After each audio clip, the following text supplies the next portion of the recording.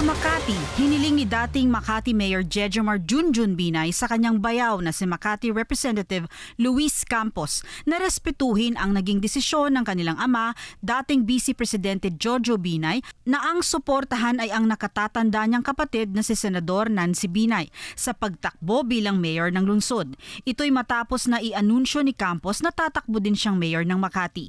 Sinamahan ni Junjun kaninang umaga sa paghain ng COC ang kanyang ate. Because we have to respect kung ano yung gusto ng father namin. And ang decision ng father ko is that it will be Senator Nancy who will be running for mayor in the city. Okay. If nakita niyo yung post, it was even my father who reviewed the certificate of nomination of my sister.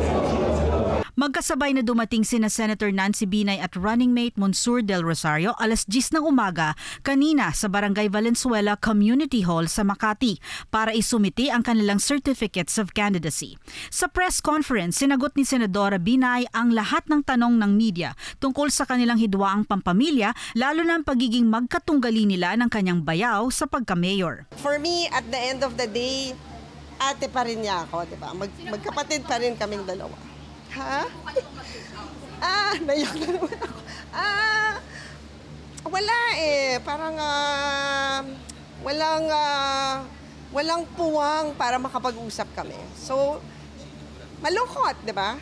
Sa Quezon City, nakapaghain na rin ng COC si incumbent Mayor Joy Belmonte para sa kanyang re-election bid. Kasama ang kanyang katandem na re-electionist din, incumbent Vice Mayor Gian Soto. Sinamahan sila ng kanilang mga kaalyansa sa Amoranto Sports Complex. Kung papalarin, ito na ang kanilang ikatlong termino bilang alkalde at vice-alkalde ng lungsod.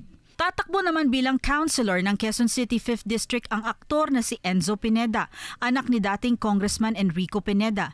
Naghain na rin siya ng kanyang COC. Ito ang kanyang unang pagkakataon na sasabak sa politika.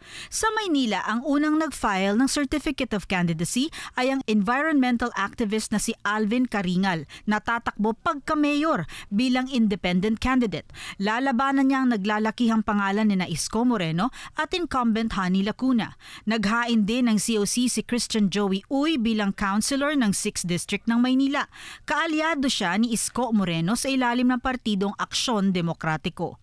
Ang ama naman niyang si Councilor Joey Uy ay naghain din ng COC, natatakbo naman sa pagkakongresista sa nasabing distrito. Para sa agenda, Pierre Pastor, BNC.